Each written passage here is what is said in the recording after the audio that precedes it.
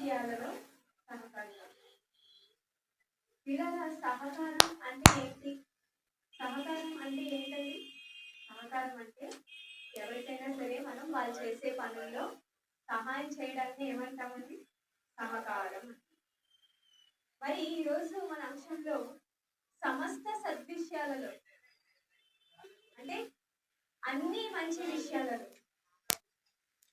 మంచి విషయం అంటే ఏంటి చెప్పండి? సద్విషయం అంటే మంచి విషయం. మంచి అంటే ఏంటి?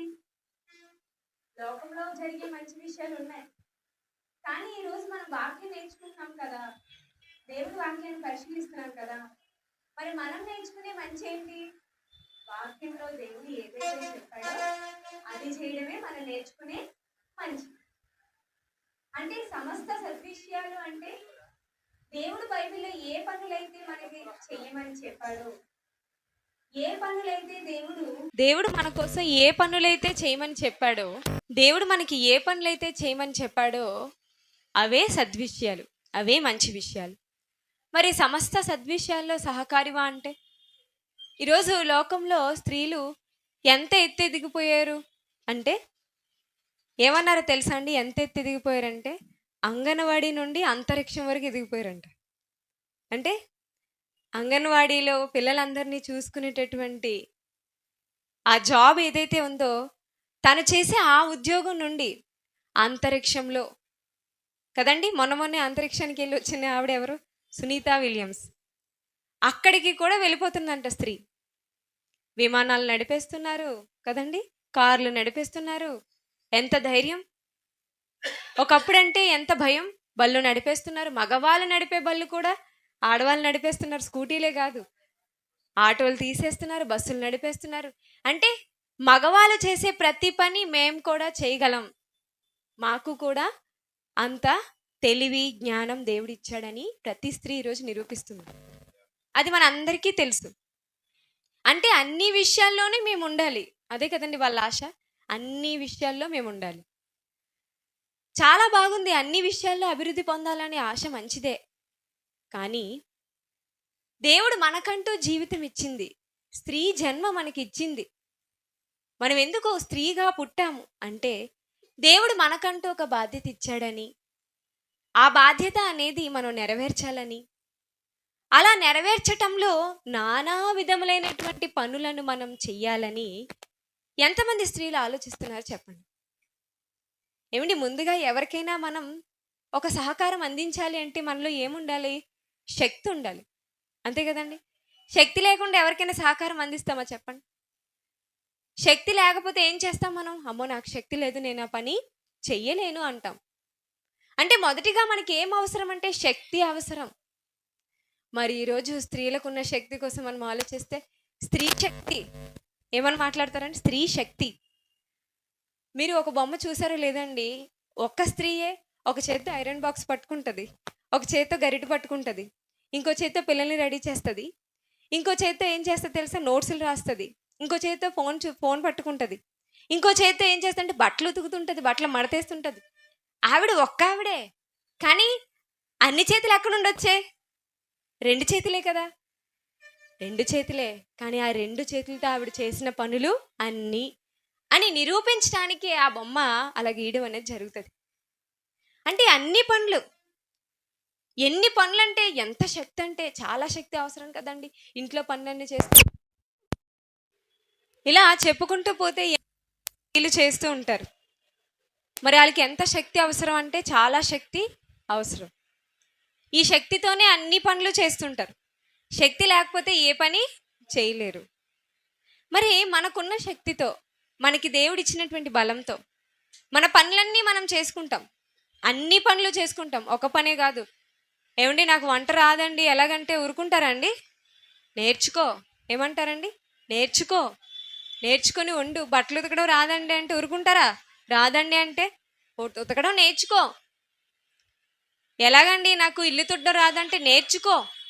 అంటే ఏది రాకపోయినా నేర్చుకుంటారు, ఏది రాకపోయినా నేర్చుకొని మరి ఇంటి పనులు గనక చెయ్యాలి గనక, తప్పదు గనక చేస్తున్నామని అనుకుంటారు. మరి దేవుని పని విషయంలో మనం అలాంటి ఆలోచన కలిగి ఉన్నామా? దేవుని పని చేసినప్పుడు అలాంటి ఆలోచన మనకుందా? ఏమండి, దేవుని పని అంటే మనం ఏమనుకుంటాం? ఏమండి, కేవలం దేవుని నమ్ముకోవడమే దేవుని పని అనుకుంటాం. అదొక్కటేనా దేవుని పని చెప్పండి ప్రియులారా? ఈరోజు చాలామంది ఆలోచిస్తున్న విషయం ఏంటంటే, దేవునిలోనికి వచ్చిన తర్వాత, మేమంతా దేవుని కోసం బ్రతుకుతాము అనే నిర్ణయం తీసుకుని వచ్చిన తర్వాత కేవలం ఒక పనే దేవుని పని అనుకుంటున్నారు. ఇది చేస్తే చాలండి, మేము పరలోకానికి అర్హులం అనుకుంటున్నారు తప్ప, ఇంకా దేవుడు మాకు ఎన్నో పనులు ఇచ్చాడు, ఆ పనులన్నీ మేము చేయాలనే ఆలోచనతో ఎవరూ బ్రతకట్లేదు. అంటే దేవుడు మనకి శక్తిని ఎందుకు ఇచ్చాడు అంటే తన పనులన్నీ చేయడానికి. అలాగని మన పనులు చేసుకోవద్దన్నాడా దేవుడు? మన పనులు చేసుకోవాలి, దేవుని పనులు చేసుకోవాలి. మరి ఆయన ఇచ్చిన శక్తితో ఆయన పని చెయ్యాలి. మరి ఆయన చెప్పిన పని ఒక పనా లేకపోతే ఎన్ని పనులు అనేది మనం ఒకసారి బైబిల్ నుండి చూద్దాం. ప్రసంగి గ్రంథం 9వ అధ్యాయం 10వ వచనం చూడండి. ప్రసంగి గ్రంథము 9వ అధ్యాయము, ప్రసంగి గ్రంథము 9వ అధ్యాయము 10వ వచనం చూడండి. చేయుటకు నీ చేతికి వచ్చిన ఏ పనినైనను నీ శక్తి లోపము లేకుండా చెయ్యుము. ఏమండి, ఇక్కడ ఏమన్నారు చూసారా మీరందరూ? చేయుటకు నీ చేతికి వచ్చిన ఏ పని అయినా ఎలా చేయమంటున్నాడండి? శక్తి లోపం లేకుండా చెయ్యుము. ఈ పనే నువ్వు చెయ్యాలి అన్నాడా? లేదా చెయ్యుటకు నీ చేతికి వచ్చిన ఏ పనైనా అన్నాడా? చెయ్యుటకు నీ చేతికి వచ్చిన ఏ పనైనా అలాగన్నాడా? లేదంటే ఒక పనే చెయ్యండి అమ్మా అన్నారు, ఒక పనే చెయ్యండి నాయన అన్నారా? చెయ్యుటకు నీ చేతికి వచ్చిన ఏ పని అయినా శక్తి లోపం లేకుండా చెయ్యాలి. ఎందుకు చేయమంటున్నాడు? కింద వచనం చూడండి, కింద మాట, నీవు పోవు పాతాళమునందు పని అయినను ఉపాయమైనను తెలివి అయినను జ్ఞానమైనను లేదు. ఒక్కసారి కన్ను మూస్తే పని చేసే అవకాశం ఉండదు కదండి. కన్ను మూసామనుకోండి, ఏ అవకాశం ఉండదు? పని చేసే అవకాశం ఉండదు, మారే అవకాశం ఉండదు. దేవా ఒక అవకాశం ఇద్దరు, నేను మారిపోతాను దేవా, ఈరోజు నుంచి నీ పని చేసేస్తాను దేవా అనే అవకాశం అసలు ఉండదు మనకి. ఎప్పుడు ఉంటుంది? బ్రతికున్నప్పుడే. అందుకే అంటున్నాడు, నువ్వు బ్రతుకున్నప్పుడే నీ చేతికి వచ్చిన ఏ పని అయినా శక్తి లోపం లేకుండా చెయ్యు. శక్తి లోపం లేకుండా అంటే ఏంటండి? శక్తి లోపం లేకుండా అంటే శక్తిని మనం దాన్ని ఉపయోగించాలి. ఏ పనైనా శక్తి ఉంటేనే కదా బాగా అవుతుంది, అంతే కదండి. చూడండి, చాలామంది స్త్రీలు అనారోగ్యంతో వంట చేస్తారు, కానీ అది బాగా రాదు. ఏమ్మా ఈరోజు కూర ఇలా చేసావంటే, నాకు కొంచెం ఒంట్లో బాగాలేదురా, కొంచెం శక్తి లేదు, అందుకే ఇలా చేశాను అంటారు. ఎప్పుడైనా చూడండి, శక్తి సన్నగిలితే ఆ పని అంతా కూడా సక్సెస్ అవ్వదు. అంటే శక్తి లోపం అనేది జరిగితే పని సరిగా జరగదు. లేదా మనకున్న శక్తిని సరిగా మనం వినియోగించుకోకపోతే ఆ పని సరిగా జరగదు. ఏదైతే పనికి మనం మన శక్తి అంతటిని పెట్టాలో ఆ పని అంతటికి ఆ శక్తిని అంతటిని పూర్తిగా వినియోగించాలి. అప్పుడే ఆ పని సక్సెస్ అవుతుంది, ఆ పని బాగా జరుగుతుంది.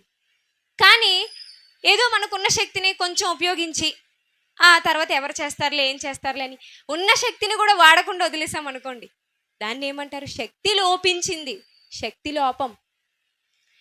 అంటే మనం దేవుని పని చేసినప్పుడు మనకి ఏం ఉండకూడదు అంటున్నాడు? శక్తి లోపం. నీ చేతికి వచ్చిన ఏ పనైనా నువ్వు చెయ్యు. ఏ పనైనా అంటే ఏ పనైనా అన్నాడు, ఏ పనైనా. అవునా అండి? అంటే ఏ పనైనా అన్నాడంటే అన్ని పనులు ఉన్నాయా? అంతే కదా. నాయన ఈ పనే చెయ్యు, అమ్మ ఈ పనే చేయని దేవుడు చెప్పలేదు. ఏ పనైనా అన్నాడంటే ఏంటి? ఎన్నో పనులు ఉన్నాయి, దేవుని పనులు, ఎన్నో దేవుని పనులు ఉన్నాయి. అంటే అన్ని దేవుని పనులను నీ చేతికి వస్తే గనక నువ్వు చెయ్యు.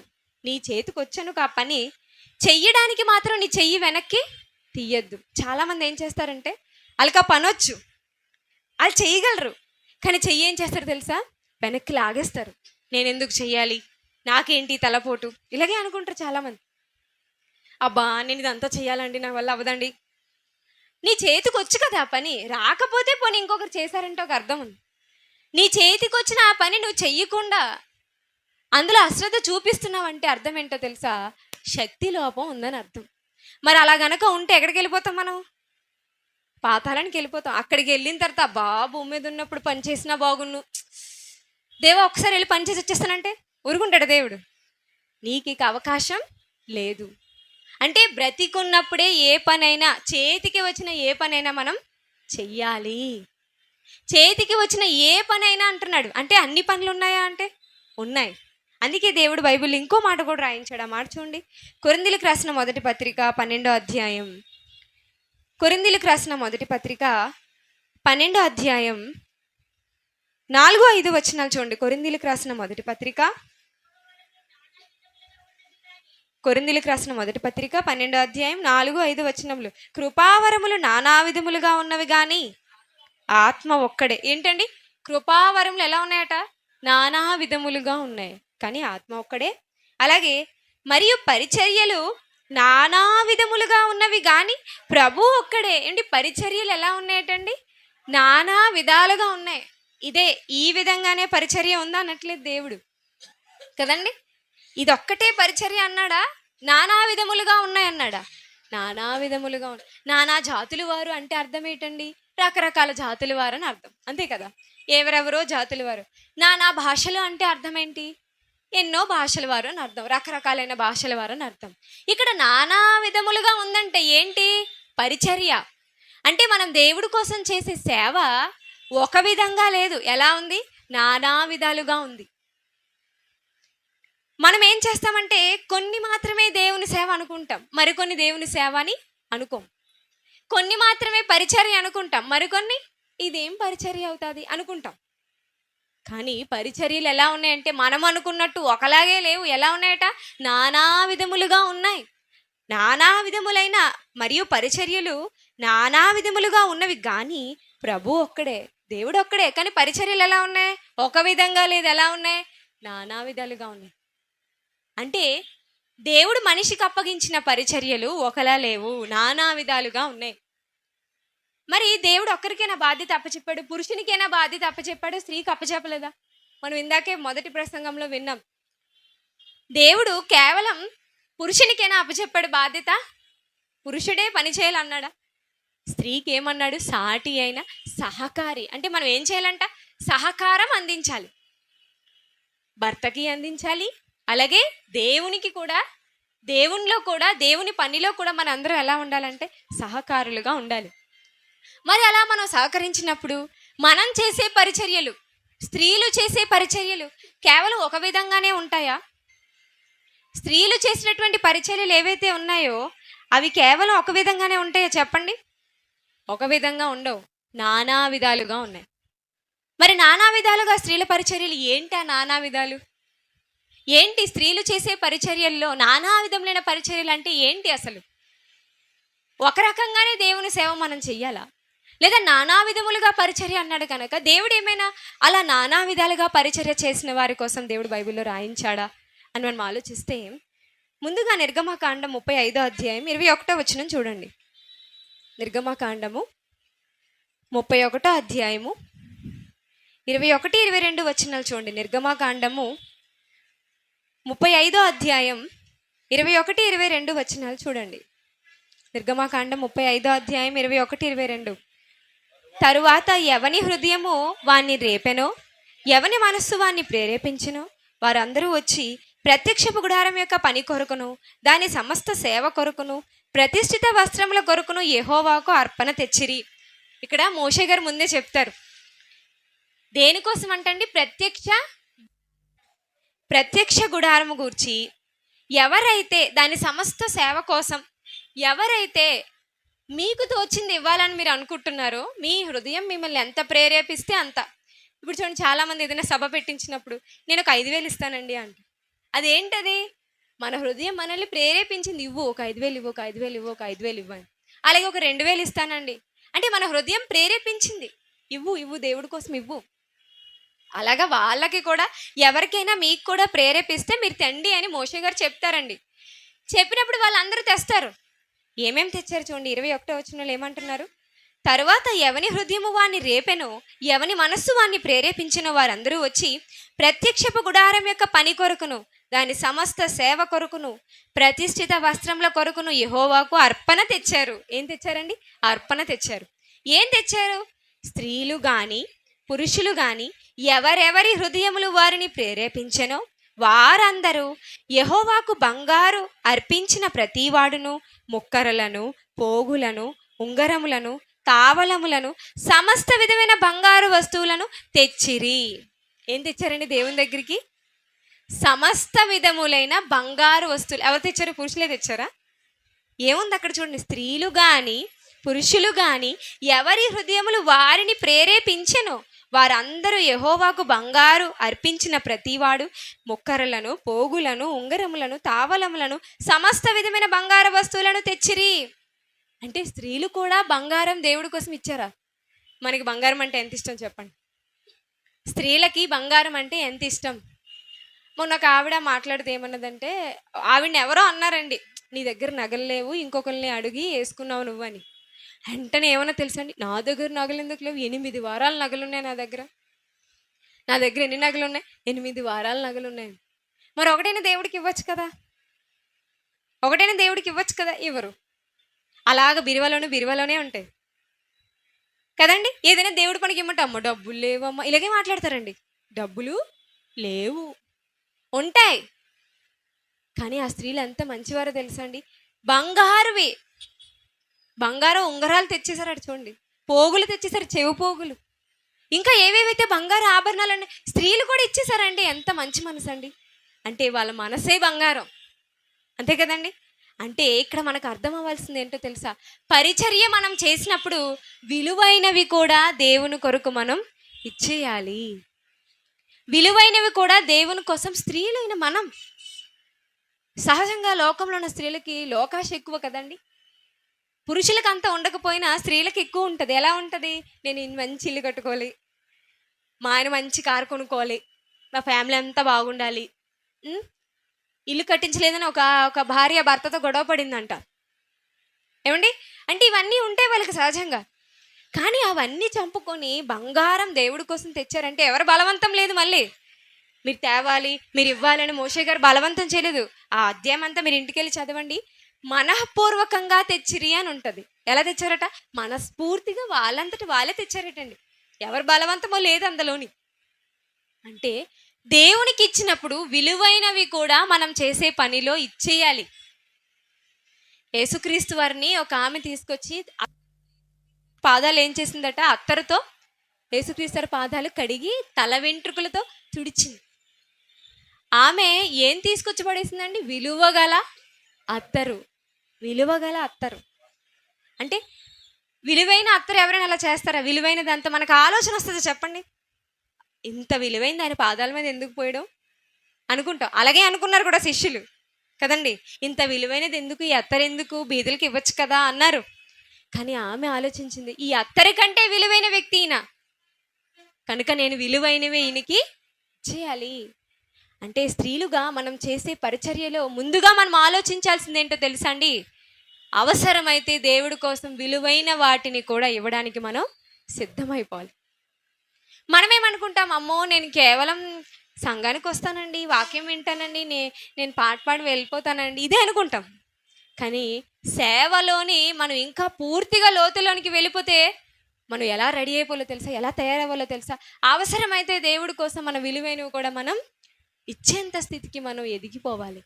అదే మనకు నేర్పిస్తుంది. ఇంకా మనం ఆలోచిస్తే అదే నిర్గమకాండం 35వ అధ్యాయం 25వ వచనం చూడండి. నిర్గమకాండం 35వ అధ్యాయం 25వ వచనం. మరియు వివేక హృదయములు గల స్త్రీలందరూ తమ చేతులతో తాము వడికిన నీల ధూమ్ర రక్త వర్ణములు గల నూలును సన్ననార నూలును తెచ్చిరి. ఏ స్త్రీలు జ్ఞాన హృదయము గలవారే ప్రేరేపింపబడిరో వారందరూ మేక వెంట్రుకలను వడికిరి. ఏమండి? ఏం చేశారట స్త్రీలు? మరియు వివేక హృదయము గల స్త్రీలు. వాళ్ళకి ఏ హృదయం ఉందంటండి? వివేకం. అంటే దేవుని పని కోసం వాళ్ళకి వివేకం ఉంది. మరి వాళ్ళు ఏం పని చేశారట? వివేక హృదయము గల స్త్రీలందరూ తమ చేతులతో తాము వడికిన, అంటే వడకడం అంటే ఏమనుకున్నారు? సహజంగా దారాలు అల్లుతారు చూసారా మీరు? దారాలు తయారు చేస్తారు, నూలు దారం.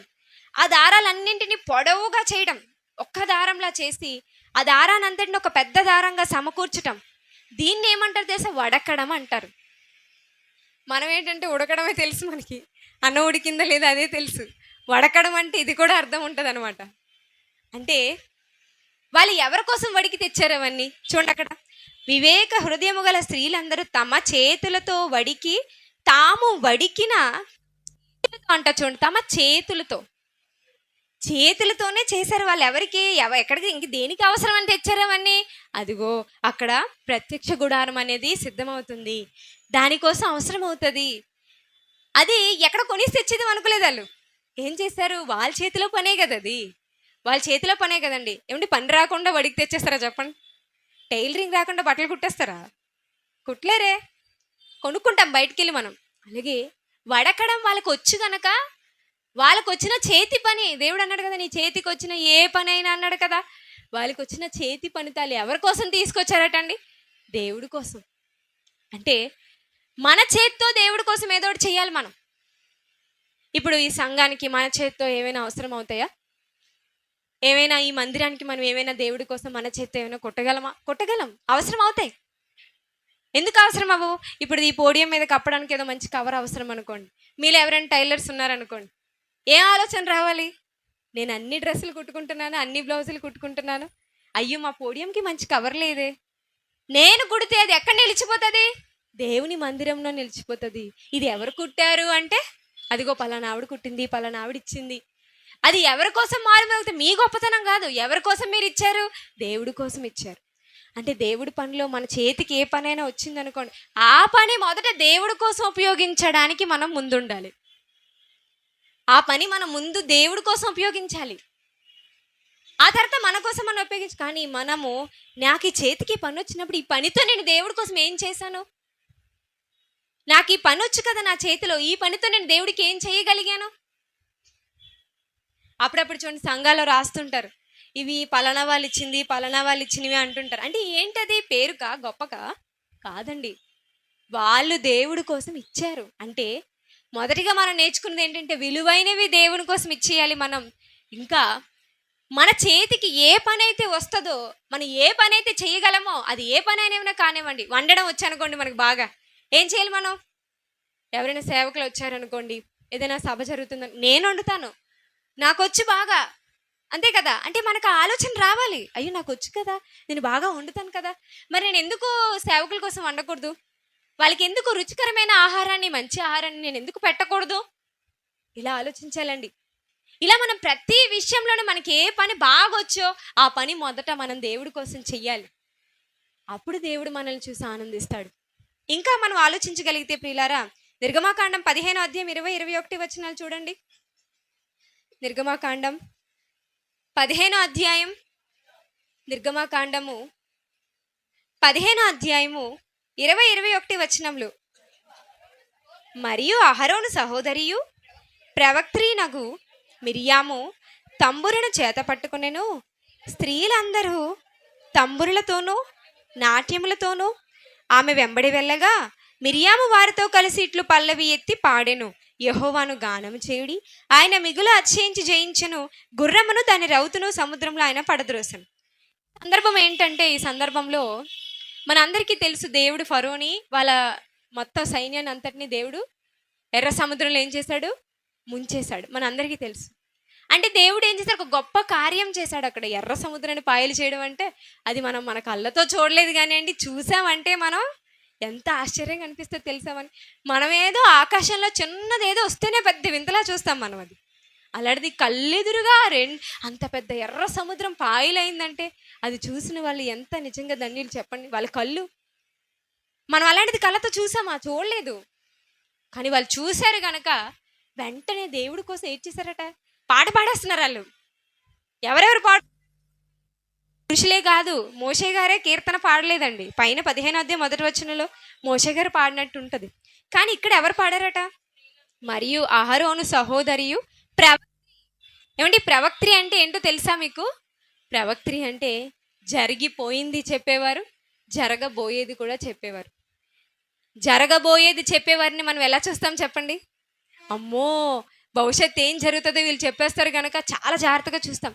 అంటే ప్రవక్త్రి అంటే అంత గొప్పవాళ్ళు ఆ కాలంలో. మగవాళ్ళనేమో ప్రవక్త అంటారు, ఆడవాళ్ళని ఏమంటారు? ప్రవక్త్రి అంటారు. ఇక్కడ మిరియాము గారు ఎవరంటే ఒక ప్రవక్త్రి.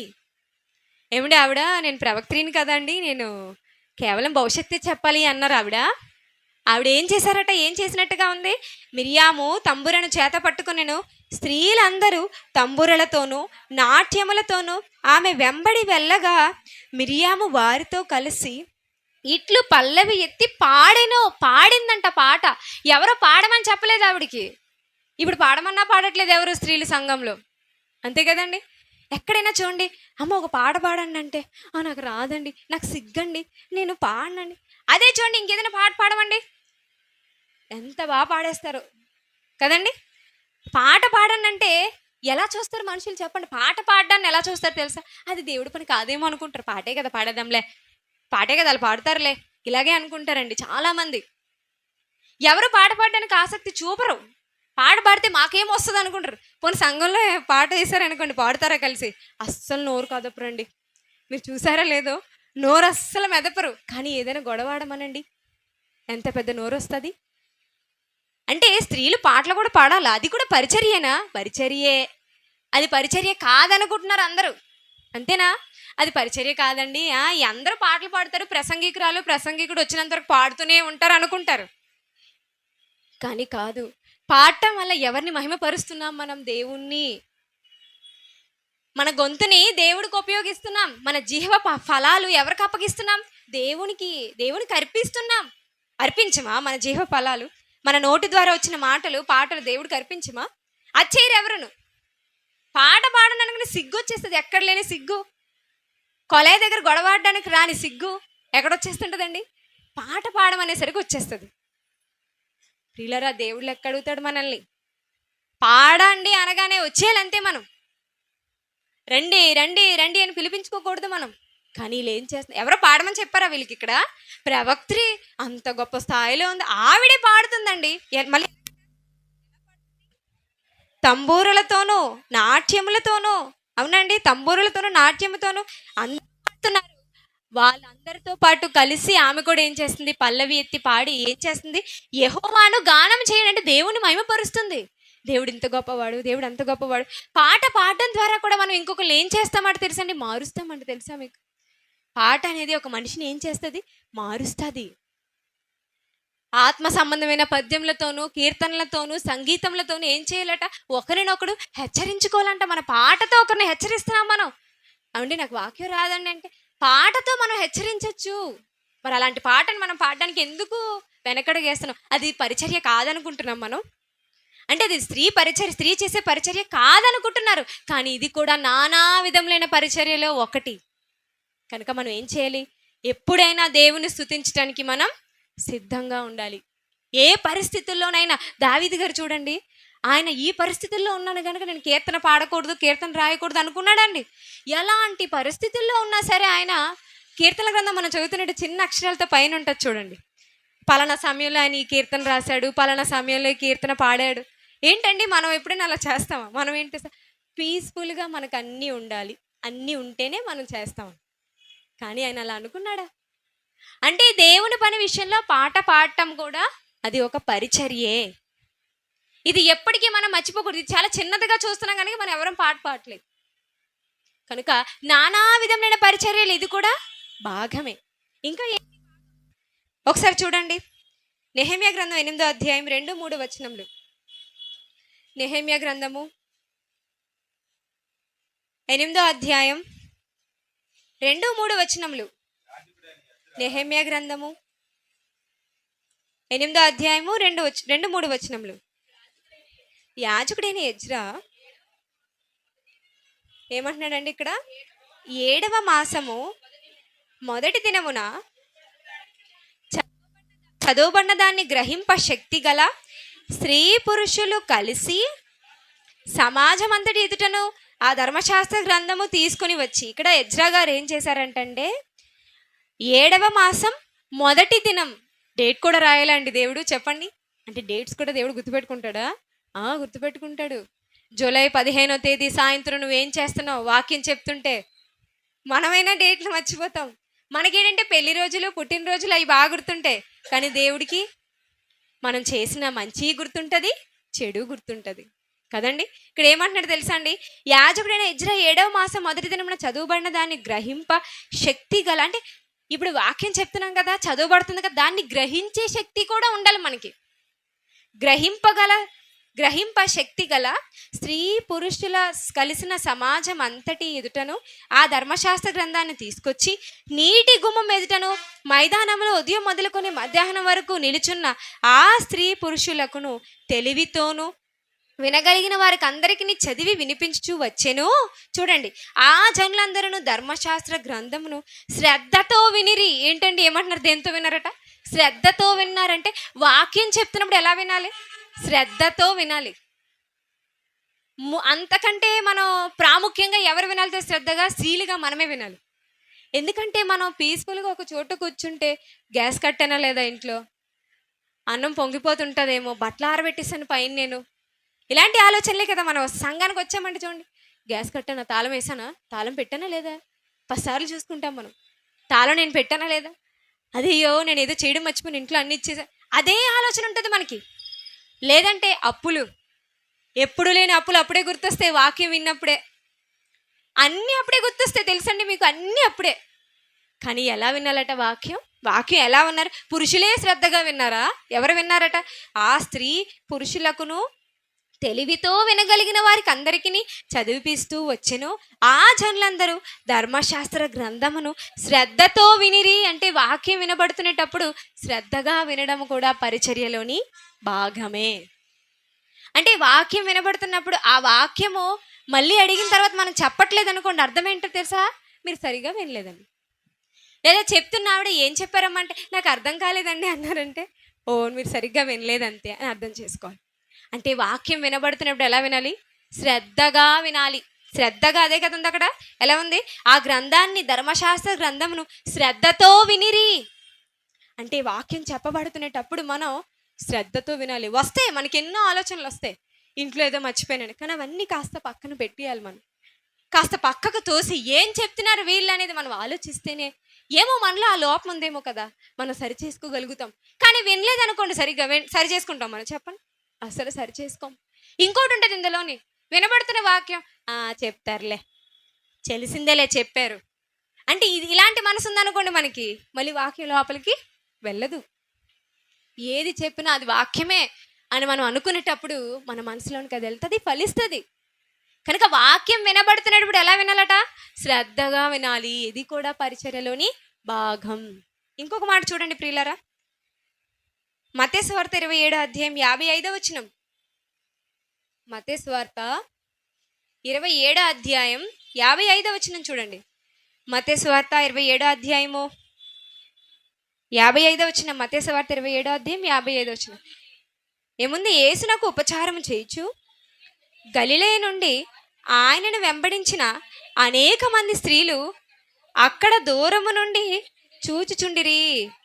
వారిలో మగ్దలేనే మరియయు, యాకోబు, యోసే అనువారి తల్లి అయిన మరియయు, జెబెదయి కుమారుల తల్లియు ఉండిరి. ఏమండి ఇక్కడ ఏంటంటే అండి, యేసుక్రీస్తు వారికి ఏం చేస్తున్నారట? 55వ వచనంలో యేసుకు ఉపచారము చేయుచు గలిలయ నుండి ఆయనను వెంబడించిన అనేక మంది స్త్రీలు. యేసుక్రీస్తు వారికి ఏం చేస్తున్నారు ఈ స్త్రీలు? ఉపచారం. అంటే ఏ రకంగా ఉపచారం? ఏ రకంగానైనా వాళ్ళకి కావలసినవి ఇవ్వడము, వాళ్ళకి కావలసిన వాటిని మనం ఆహార పదార్థాలు కానివ్వండి, వస్త్రాలు కానివ్వండి, త్రాగడానికి నీళ్లు కానివ్వండి, ఏది అవసరమో అది ఇచ్చి వాళ్ళు ఏం చేస్తున్నారంటే ఉపచారం. పైగా ఆయన్ని వాళ్ళు ఏం చేస్తున్నారు తెలుసా అండి? వెంబడిస్తున్నారు. ఎప్పటి వరకు వెంబడించారండి? ఎప్పటిదాకా అంటే చివరి వరకు ఏం చేస్తున్నారు? వాళ్ళు వెంబడిస్తున్నారు. సిలువ వేసినంత వరకు చూస్తూనే ఉంటున్నారు. అదే కదా ఇక్కడ రాయబడింది. వెంబడించిన అనేక మంది స్త్రీలు అక్కడ దూరము నుండి చూచుచుండిరి. వారిలో ఎవరెవరున్నారో కూడా పేర్లు చెప్తున్నారు. వారిలో మగ్దలేనే మరియ, యాకోబు, యోసే అను వారి తల్లి అయిన మరియ, జెబెదయి కుమారుల తల్లియు ఉండిరి. అంటే ఆయనను వెంబడించి ఉపచారం చేశారంటే ఈరోజు మనం కూడా క్రీస్తుని నమ్ముకున్నందుకు ఒక సేవకునికి చేస్తే ఎవరికి చేసినట్టు అన్నాడు? క్రీస్తు ఏమన్నాడు? ఈ మిక్కిలి అలుపులేని ఈ నా సహోదరులో చేస్తే నాకు మీరు చేసినట్టే, ఇలా చేయకపోతే నాకు చేయలేనట్టే. అంటే మనము ఎవరైనా సేవకులు వచ్చినప్పుడు వాళ్ళకి ఏం చేయాలి? ఉపచారం చేయాలి. చాలామంది స్త్రీలు ఏం చేస్తుంటారంటే విసుక్కుంటారు, ఉపచారం చేయడానికి విసుక్కుంటారు. అంటే కొంతవరకు అయితే చేస్తారు, ఇంకా చేయాలంటే చేయలేరు. కానీ మనం అలా ఎప్పుడు ఉండకూడదు. మన పనుల విషయంలోనైనా మనం అలా ఆలోచించచ్చేమో, కానీ దేవుని పని విషయంకి వచ్చేసరికి మాత్రం ఎప్పుడు మనం విసిగిపోకూడదు. ఇంకా చేయాలా, ఇంకా వండాలా, మేము ఎన్ని రోజులు ఇలా వండాలి, ఎన్ని రోజులు మేము ఇలా చెయ్యాలి, ఎన్ని రోజులండి ఇలాగ మనం అలా ఎప్పుడు మనం విసిగిపోకూడదు. ఆ స్త్రీలు యేసుని వెంబడించారు. ఎలా ఉపచారం చేశారు చూడండి, దేంతో ఉపచారం చేశారో చూడండి. లూకాసువార్త 8వ అధ్యాయం, లూకాసువార్త 8వ అధ్యాయము 2-3 వచనములు. లూకాసువార్త 8వ అధ్యాయము 2-3 వచనములు. లూకాసువార్త 8వ అధ్యాయం 2-3 వచనములు. 12 మంది శిష్యులను, అపవిత్రాత్మలను, వ్యాధులను పోగొట్టబడిన కొందరు స్త్రీలను, అనగా 7 దయ్యములు వదిలిపోయిన మగ్దలేనే అనబడిన మరియయు, హేరోదు యొక్క గృహ నిర్వాహకుడు కూజా భార్యకు యోహన్నయు, సూసన్నయు ఆయనతో కూడా ఉండిరి. వీరును ఇతరులు అనేకులను, ఆ స్త్రీలను ఇతరులు అనేకులను తమకు కలిగిన ఆస్తితో వారికి ఉపచారము చేయిచూ వచ్చిరి. ఆయనకు ఉపచారం చేశాడు. దేంతో? ఆస్తితో. ఆర్థికంగా ఏం చేశారు వాళ్ళు? ఉపచారం. అంటే స్త్రీలకు కలిగిన ఆస్తితో కూడా ఏం చేశారట? ఉపచారం. అంటే యేసు సేవలో ముందుకెళ్తున్నప్పుడు, మీరు ముందుకెళ్ళండి, మీకేం కావాలో మేము చూసుకుంటాం, మీరేం అధైర్యపడకండి, మీరేం కావాలో మేము చూసుకుంటాము అని ఆర్థికంగా ఆయనకి ఏం చేశారో తెలుసా? ఉపచారం చేశారు. ఎవరు? స్త్రీలు. అనేక స్త్రీలు, అదే కదా ఉందండి అక్కడ. కూజా భార్యకు యోహన్నయు, సూసన్నయు ఆయనతో కూడా ఉండిరి. వీరును ఇతరులు అనేకులను తమకు కలిగిన ఆస్తితో ఉపచారం చేశారంటే యేసుక్రీస్తు వారికి ఉపచారం చేయాలనే మనసు వాళ్ళకి ఎలా వచ్చిందండి? అది ఆస్తితో. అంటే వాళ్ళకి ఆ మనసు వచ్చిందంటే గొప్పదే కదా, అది విషయం, గొప్ప విషయమే కదా. అంటే అంత గొప్ప మనసు వాళ్ళకి రావడం అనేది ఎంత గొప్ప విషయం అంటే, నిజంగా వాళ్ళు క్రీస్తు కోసం చేసినందుకు వారికి రావాల్సిన ఫలాన్ని వాళ్ళు పొందుకుంటారు. మరి ఈరోజు మనం దేవుని వాక్యం నేర్చుకుంటూ స్త్రీలుగా మనకి కలిగిన ఆస్తిలో మనం ఎంత దేవుని కోసం ఇవ్వగలుగుతున్నాం, మనం ఎంత ఉపచారం చేయగలుగుతున్నాం? కేవలం మన సంఘానికి వచ్చి వాక్యం విని వెళ్ళిపోవడం ఒకటేనా పరిచర్య? అది ఒకటేనా దేవుడి పరిచర్య అని కాదు. అవసరమైతే మనం మన ఆస్తిని కూడా ఇవ్వాలి. ఎవరి కోసం? దేవుని కోసం. మొదటి శతాబ్దంలో ఉన్న వాళ్ళు ఏం చేశారండి? తమ చర స్థిరాస్తులను అమ్మారా? అమ్ముతారా అండి ఎవరైనా చెప్పండి? చర స్థిరాస్తులను అమ్మి మళ్ళీ వాళ్ళకి కలిగినవి ఎవరు కూడా తమవి కావని అనుకోలేదంట, తమవని వాళ్ళు అనుకోలేదంట. వాళ్ళు ఎవరు కూడా ఇవి మావి, మేము ఎందుకు వాళ్ళకి ఇవ్వాలి అనుకోలేదు వాళ్ళు. అంత మంచి ఐక్యత వాళ్ళలో ఉందంటే అది కేవలం దేవుని మీద ఉన్న ప్రేమ. మనకి నిజంగా దేవుని మీద ప్రేమ ఉంటే ఏదైనా మనం దేవుడి కోసం ఇవ్వాలి. ఆస్తితో ఏం చేయాలి? ఉపచారం. దేవుడి పని వస్తుందండి, పలానా పని వస్తుందని మనం ఏం చేయాలి? అసలే ఆడవాళ్ళకి కొన్ని ఉంటే కొన్ని చోట్ల డబ్బులు దాస్తూ ఉంటారు కదండి. అంటే అవసరానికి ఎప్పటికైనా ఉపయోగపడతాయనే మంచి మనసుతో ఆ డబ్బులు ఎప్పుడైనా దేవుడికి ఇవ్వగలిగామో, నేను రాసుకోవాలి, నేను దేవుడి కోసం దాచుకోవాలి, ఎలాగైనా నేను ఒక సేవకి ఇవ్వాలని ఎప్పుడైనా అనుకున్నామా? అది కూడా పరిచర్యలోని భాగమే. ఇంకా ఏది భాగం అనేది చూస్తే యోహాను సువార్త 4వ అధ్యాయము చూడండి. యోహాను సువార్త 4వ అధ్యాయం 39వ వచనం. యోహాను సువార్త 4వ అధ్యాయము 39వ వచనం. యోహాను సువార్త 4వ అధ్యాయం 39వ వచనం. నేను చేసినవన్నీ నాతో చెప్పినని సాక్ష్యం ఇచ్చిన ఆ స్త్రీ యొక్క మాటను బట్టి ఆ ఊరిలోని సమరయులలో అనేకులు ఆయన యందు విశ్వాసం ఎవరి మాట బట్టి విశ్వాసం ఉంచారు? సమరయ స్త్రీ. అంతే కదండి. ఇప్పుడు ఎవరు? సమరయ స్త్రీ. మరి ఇప్పుడు క్యారెక్టర్ ఏంటి? మీరు 4వ అధ్యాయం అంతా చదవండి కదండి. అలాంటి క్యారెక్టర్ ఉన్న ఆవిడ వెళ్ళి ఏం చెప్పిందటండి? ఏం చెప్పింది? యేసుక్రీస్తు వారి కోసం చెప్పిందట. చెప్పి ఏం చేసిందండి? ఏమైంది? చెప్పగానే నేను చేసినవన్నీ నాతో చెప్పినని సాక్ష్యం ఇచ్చిన స్త్రీ యొక్క మాటను బట్టి ఏటట? స్త్రీ యొక్క మాటను బట్టి అంటే ఆ స్త్రీ మాటను బట్టి వాళ్ళందరూ ఏం చేశారటండి? ఆ స్త్రీ యొక్క మాటను బట్టి ఆ ఊరిలోని సమరయులలో అనేకులు ఆయన యందు విశ్వాసం ఉంచారు. అంటే స్త్రీ వాక్యం చెప్పచ్చా? వాక్యం చెప్పాలా? అది ఆప్షనే. దేవుడు చెప్పమన్నాడా? చెప్పాలి. వాక్యం స్త్రీ చెప్పాలి. చెబితే మారుతారా? ఇదిగో మారారు కదా. ఎవరి మాట బట్టి మారారట? ఆ స్త్రీ యొక్క మాటను బట్టి ఆ ఊరిలోని సమరయులలో అనేకులు అంటే మనం వాక్యం చెప్తే అనేకులు దేవుని యందు విశ్వాసం ఉంచుతారా? ఉంచుతారు. కానీ మనం ఏం చేస్తాం? అమ్మ వాక్యం చెప్పండి అంటే, నాకు రాదండి, నేను చెప్పలేనండి. ఎన్ని మాటలు మాట్లాడతాను తెలుసా అండి మనం. రోజులో ఎన్ని మాటలు మాట్లాడితే లెక్క పెట్టుకోండి మీరు. అదే వాక్యం చెప్పమంటే, నాకు అస్సలు రాదు, అస్సలు రాదు, రాదు కాదు అస్సలు రాదట. వంట చేయడం రాదని ఊరుకుంటారేంటి? నేర్చుకుంటాము. టైలరింగ్ రాదని ఊరుకుంటామేంటి? ఇది ఇది చేసుకోకపోతే మా పొట్ట కూడి ఎలా నడుస్తుంది, మా పొట్ట ఎలా నిండుతుంది అని ఆలోచించి నేర్చుకుంటామే. వాక్యం చెప్పమంటే అస్సలండి చెప్పలేనండి, ప్లీజ్ నేను అస్సలు చెప్పలేను, ఇంకొకరికి ఇచ్చేయండి పర్లేదు. అలాంటి వాళ్ళని చూస్తే నాకు చాలా కోపం వచ్చేస్తుంటుందండి. కానీ ఎలా? మనం నేర్చుకొని చెప్పాలండి, చెప్పాలి. ఆవిడ చెప్పబట్టి ఊర్లో ఉన్న వాళ్ళందరూ ఏమైపోయారటండి? మారిపోయారటండి. బైబిల్లో అండి అకులా ప్రిస్కిలా, ఆమె ఏం చేసింది? తన భర్తతో కలిసి ఒక వ్యక్తికి వాక్యం నేర్పించింది. అపోల్లో అనే ఒక వ్యక్తికి ఏం నేర్పించింది? వాక్యం నేర్పించింది ప్రిస్కిలా. అంటే స్త్రీలు వాక్యం కూడా నేర్పించాలా? నేర్పించాలండి. పిల్లలకు కూడా స్త్రీలు నేర్పించాలి. మరి నేర్పాలంటే ముందు మనకు రావాలి కదా. మరి మనం నేర్చుకుంటున్నామా? అది కూడా పరిచర్యలోని భాగమే. అది కూడా పరిచర్యలోని భాగమే. నేర్చుకుని వాక్యం ఏం చేయాలి? చెప్పాలి. చెప్పినప్పుడు మనల్ని చూసి అనేక మంది ఏమవుతారు? నేను కూడా అలా దేవుడి కోసం చెప్తాను, నేను కూడా దేవుడి కోసం అలా నిలబడతాను. అంటే ఇదేదో గొప్పగా మన సమాజానికి కనబడాలని చెప్పడం కాదు.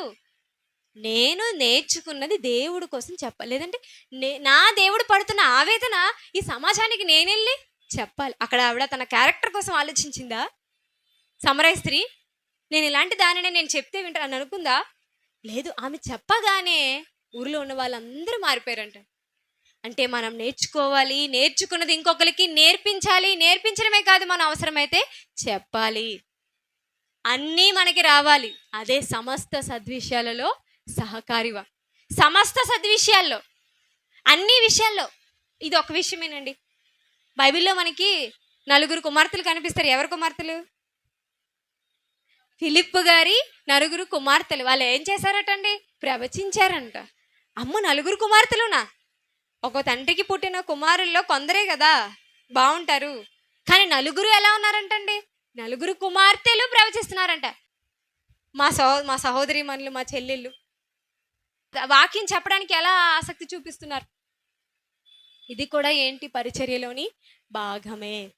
ఇంకా దేవుని మందిరం విషయంలో, దేవుని సేవ విషయంలో ఏదైనా సహకారం అంటే దేవుని పని, దేవుని మందిరానికి అవసరమైన సహకారం అంటే దేవుని మందిరం తుడ్డం కానివ్వండి, దాన్ని క్లీన్ చేయడం కానివ్వండి, దాన్ని మంచిగా శుభ్రపరచడం కానీ, ఇది కూడా ఏంటో తెలుసా అండి?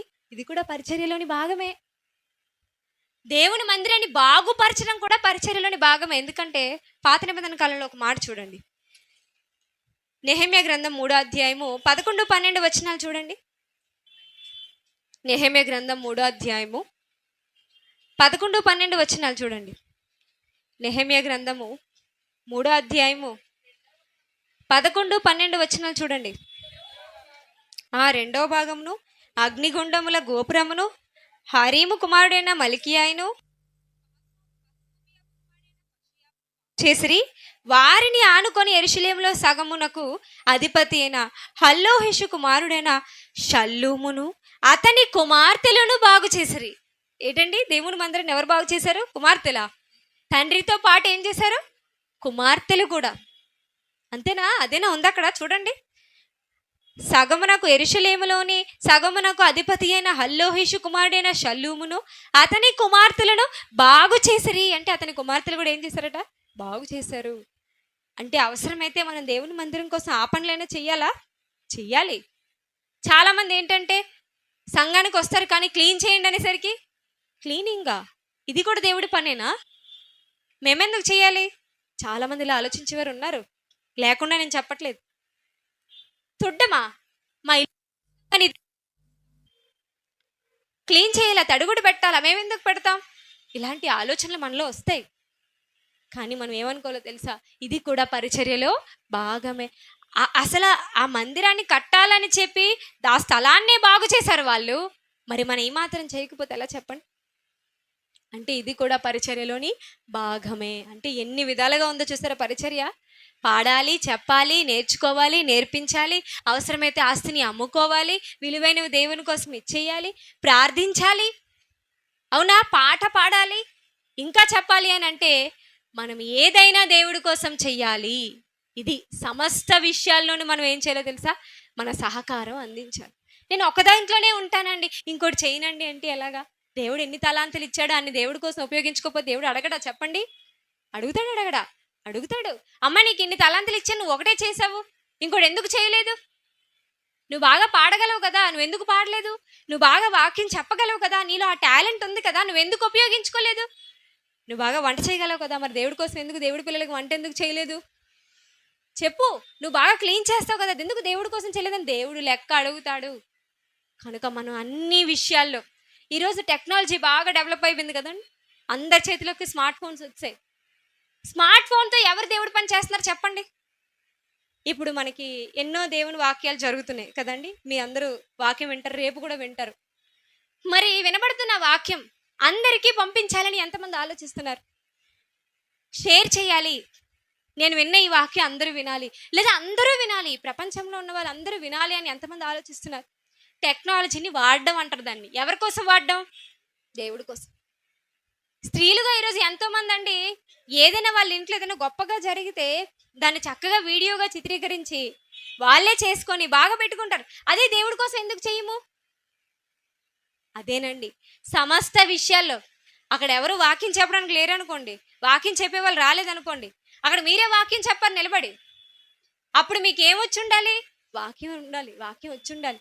అమ్మో, నాకు వాక్యం రాదే ఎలాగండి అనుకోకూడదు. అక్కడ లేని పరిస్థితుల్లో నీ అవసరత వచ్చినాడు ఖచ్చితంగా నువ్వే నిలబడి చెప్పాలి. పాడడానికి ఎవరో రాలేదనుకోండి, అప్పుడు నువ్వేం చేయాలి? నాకు వచ్చి పాడతాను పదండి.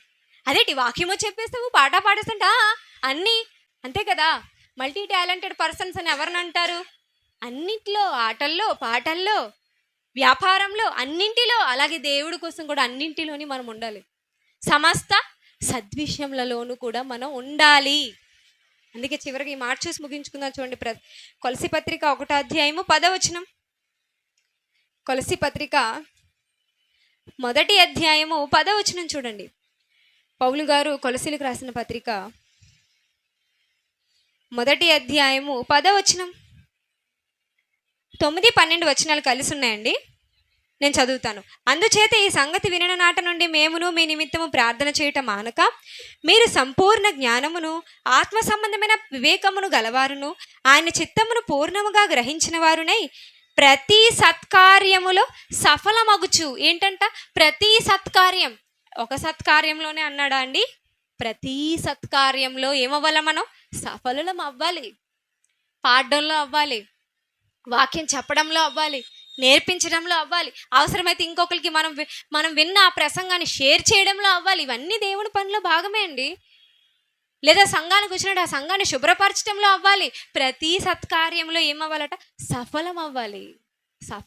సఫలలగుచు దేవుని విషయమైన జ్ఞానమందు అభివృద్ధి పొందుచు. దేవుని విషయమైన జ్ఞానంలో ఏమవ్వాలట? అభివృద్ధి. ఎక్కడ వేసిన గొంగలి అక్కడే ఉండకూడదు. దేవుని విషయంలో ఎలా ఉండాలి? అభివృద్ధి. ఏది? ఇన్ని రోజులు వాక్యం వింటున్నావు కదా, వచ్చి వాక్యం చెప్పమ్మా అంటే నేను చెప్పనండి. మరి ఇన్ని రోజులు విన్నావు కదా, ఒకటైనా చెప్పొచ్చు కదా అంటే అభివృద్ధి లేదనమాట మనకి. ఇన్ని పాటలు పాడుతున్నారు కదా, అందరూ వింటున్నారు కదా, మీరు వచ్చో పాట పాడండి అని నేను పాడినాను అంటే అభివృద్ధి లేదు మనకి. కానీ దేవుడు అంటున్నాడు చూడండి, అక్కడ దేవుని విషయమైన జ్ఞానంలో అభివృద్ధి పొందుచు అన్ని విషయంలో ప్రభువుని, అన్ని విషయాల్లో చూడండి, అన్ని విషయాల్లో ప్రభువుని ఏం చేయాలి? సంతోషపెట్టాలి. అన్ని విషయాల్లో అండి. ఒక విషయంలో మనం ఎప్పుడు ఉండకూడదు. అన్నీ వంట చేస్తారు, పాడుతారు, చెబుతారు, వింటారు, నేర్పిస్తారు అనాలి. మనల్ని చూసి అలా ఒక్కలు చాలండి అన్ని పనులు చేయడానికి అని అనాలి. అలా అన్ని పనులు మనకి దేవుడి కోసం ఉపయోగించేవారుగా మనం ఉండాలి. అన్నీ రావాలి మనకి. ఎందుకోసం? మన కోసం కాదు. ఎవరి కోసం? దేవుడి కోసం. అలా అన్ని విషయాల్లో ప్రభువుని ఏం చేయాలట? సంతోష పెట్టినట్లు, ఆయనకు తగ్గినట్టుగా నడుచుకొనవలెనని ఆనందముతో కూడిన పూర్ణమైన ఓర్పును దీర్ఘశాంతమును కనపరచునట్లు ఆయన మహిమ శక్తిని బట్టి సంపూర్ణ బలముతో బలపరచబడవలననియు తేజోవాసులైన పరిశుద్ధుల స్వాస్యములో పాలివారమగుటకు మనలను పాత్రులుగా చేసిన తండ్రికి మీరు కృతజ్ఞతాస్తుతులు చెల్లింపవలననియు దేవుణ్ణి బతిమాలుకుంటు. ప్రతి సత్కార్యం విషయంలో ఏమవ్వాలి? సఫలులు అవ్వాలి. అన్ని విషయాల్లో, సమస్త సద్విషయాల్లో ఎవరిని సంతోషపెట్టాలి? దేవుణ్ణి సంతోషపెట్టాలి. సమస్త సద్విషయాల్లో మన సహకారం ఎదుటి వారికి అందించాలి. అంటే దేవుని పని చేయడానికి వచ్చినప్పుడు ఈ పని అయితేనే నేను చేస్తానండి, ఇంకో పని నేను చేయనండి అనకూడదు. మనం అవసరమైతే ఆ పనిని నేర్చుకొనైనా చెయ్యాలి. ఇప్పుడు మేము చెప్తున్న ఈ పాఠాన్ని ఎంతమంది రాసుకుంటున్నారు? ఆ నోట్స్ ఎవరికైనా పంపిద్దామా? ఆ నోట్స్ ఎవరికైనా చేద్దామని మనమే రాసుకోం కదా ఫస్ట్ నోట్స్, అంతే కదండి. ఇప్పుడు మనం రాసుకున్నాం అనుకోండి, ఎప్పుడు అవసరం వస్తుంది తెలుసా? రేపొద్దున ఎక్కడైనా మీరు వాక్యం చెప్పాలనుకోండి, సడన్గా మీకు ఏ థాటు లేదు, అప్పుడు అది తీసి మీరు చెప్పచ్చా చెప్పకూడదా? చెప్పచ్చు. మీ పిల్లలకైనా చెప్పచ్చు. అంటే భావి తరాలకు అవసరం అవుతాయి అవన్నీ. అదే మనం ఆలోచనతో లేము. అదే చూడండి, ఎక్కడైనా ఏదైనా సరే ఇస్తున్నారు అనగానే అంటే మనకు తెలియకపోయినా ఏం చేస్తాం తెలిసి రాసేసుకుంటాము. ఎవరినైనా అడిగి మరీ రాసుకుని అదేదో కనబడుతుంది రాసిచ్చివా కొంచెం. దేవుని మాటలైతే అంటే అన్ని విషయాల్లో రాయడంలో, చెప్పడంలో, వినడంలో, నేర్పించడంలో, పాడటంలో, ఇన్ని విషయాలన్నిటిలో మనం సఫలం అయ్యి దేవుని సంతోషపెట్టి మన సహకారాన్ని ఎవరికి అందించాలి? ఇచ్చేవారుగా మనం ఉండాలి. ఆ సహకారుల పేర్లు ఎక్కడ రాయబడతాయి? జీవ గ్రంథంలో అప్పుడే రాయబడతాయి. ఏదో ఒక పని చేసేసి ప్రభా చాలు ఇది నాకు అనుకోకూడదు. చేతికి వచ్చిన ఏ పనైనా శక్తి లోపం లేకుండా చేస్తేనే దేవుడు మనల్ని అంగీకరిస్తాడు. ఎందుకంటే ఇక్కడేనే పని చేసే అవకాశం, ఇక్కడే ఎన్ని పనులు చేసుకుని ఇక్కడే చచ్చిపోతే మనకి లేదు. కనుక మనందరూ అలా ఉండాలని నేను హెచ్చరించుకుని మిమ్మల్ని హెచ్చరిస్తున్న మాటలు ముగిస్తున్నాను. కళ్ళు మూసుకొని ప్రార్థన చేసుకున్నాను. మమ్మల్ని ఎంతగానో ప్రేమించిన మా కన్న తండ్రి, దేవా, స్త్రీలుగా కొన్ని విషయాల్లోనే కాదు అన్ని విషయాల్లోనే మిమ్మల్ని సంతోషపెట్టేవారుగా మీరు మాకు ఇచ్చినటువంటి తలాంతులను తండ్రి మీ కొరకు మేము ఉపయోగించి వాటన్నింటినీ తండ్రి చూపించి మిమ్మల్ని మెప్పించేవారుగా మేమందరం ఉండాలని నేర్చుకున్నాం. వినబడుతున్న ఈ ప్రతి మాట మాలో ప్రతి ఒక్కరికి ఎంతో అవసరం అని గ్రహించి ఇప్పటికి మాత్రమే వీటిని పరిమితం చేయకుండా మా జీవితకాలం అంతా వీటి ప్రకారం మేము నడుచుకునేటట్లుగా సహాయం అనుగ్రహించండి తండ్రి. ఈ సంఘాన్ని నడిపిస్తున్నటువంటి చిరంజీవి అన్నయ్య గారిని జ్ఞాపకం చేసుకోండి. అన్నయ్యకి మీరు ఇచ్చిన జ్ఞానాన్ని బట్టి మీ కృతజ్ఞతలు తండ్రి. మరి ఆ సంఘాన్ని నడిపించుటకు తండ్రి సంఘ సభ్యులైన వారు ఎంతగానో సహకరిస్తున్నారు. అలాగే పరిసర ప్రాంతాల్లో ఉన్న దైవజనులు ఎందరో సహకారులు తండ్రి వెనువెంటే ఉండి మీ పనిని ఇంకా అభివృద్ధి పొందించాలని ఆశతో ఉన్నారు కనుక వారిని కూడా తండ్రి మీ చిత్తమైతే కాపాడండి. వారికి ఆరోగ్యాన్ని ఇవ్వండి. మీ పనిలో పాడటానికి, వాక్యం చెప్పడానికి, వాక్యం చదవడానికి తండ్రి ఎంతో ఆసక్తి చూపించేవారుగా ఉండలాగిన సహాయం చేయమని ప్రార్థిస్తూ ఈ ప్రార్థన యేసుక్రీస్తు శ్రేష్టమైన నామములో అడిగి వేడుకుంటున్నాం తండ్రి. ఆమేన్. అందరికీ వందనాలు.